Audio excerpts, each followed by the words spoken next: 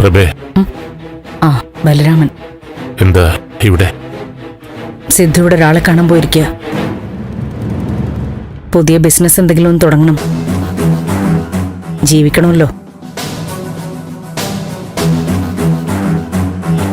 അതിന്റെ കാര്യങ്ങൾക്ക് വേണ്ടി ആരെയോ കാണാൻ പോയതാ. ഇപ്പൊ വരും. ചന്ദ്രമതി വീട്ടിൽ വന്നു എന്നറിഞ്ഞോ? ബുദ്ധിമുട്ടായല്ലേ? സോറി. ഞങ്ങൾക്ക് ബുദ്ധിമുട്ടൊക്കെ ഒരു ശീലമായി തുടങ്ങി ബലരാമൻ. അതിന് സോറിയൊന്നും പറയണ്ട. ഞങ്ങൾക്ക് വേണ്ടിയല്ല ഞങ്ങൾ ബുദ്ധിമുട്ടുന്നത്, അതേ ഉള്ളൂ വിഷമം.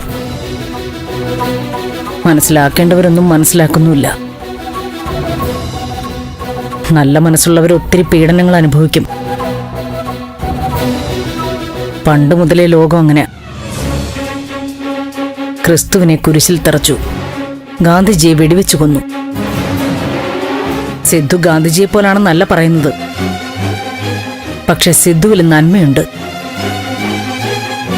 ആ നന്മയുടെ പ്രതിഫലം പക്ഷെ വേദനയാ. ചന്ദ്രമതി വന്ന് എന്തൊക്കെയോ വിളിച്ചു പറഞ്ഞു. വലുതായിട്ട് പ്രതികരിക്കാനൊന്നും പോയില്ല. തനൂജയെ ബലരാമനെ കൊണ്ട് ദത്തെടുപ്പിക്കാൻ ശ്രമിക്കുകയാണെന്നോ അങ്ങനെയൊക്കെയാണ് ഒച്ച വെച്ചത്. സോറി പ്രഭാവതി. മീര പോയതിന്റെ ദുഃഖം മാറുന്നതിന് മുമ്പേ അടുത്ത വിഷമം. അതിന്റെയൊക്കെ ഒരു ബുദ്ധിമുട്ടില്ല ചന്ദ്രമതി.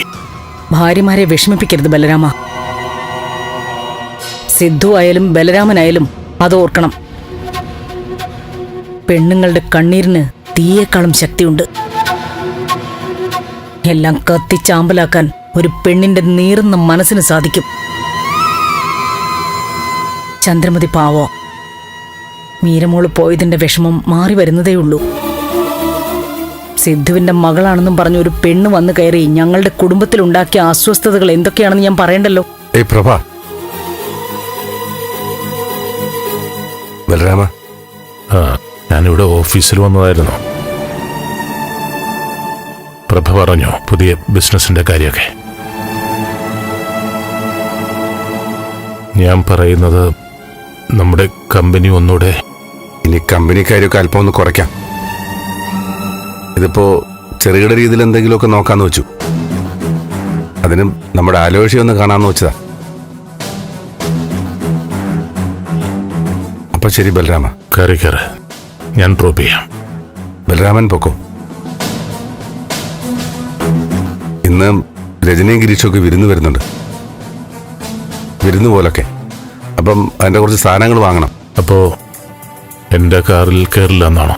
അതുകൊണ്ടല്ല, ഓട്ടോയിലാകുമ്പം കുറച്ച് കാറ്റും വെളിച്ചമൊക്കെ അറിഞ്ഞു പോവാം. എന്നാ ശരി. ശരി ബലരാമ.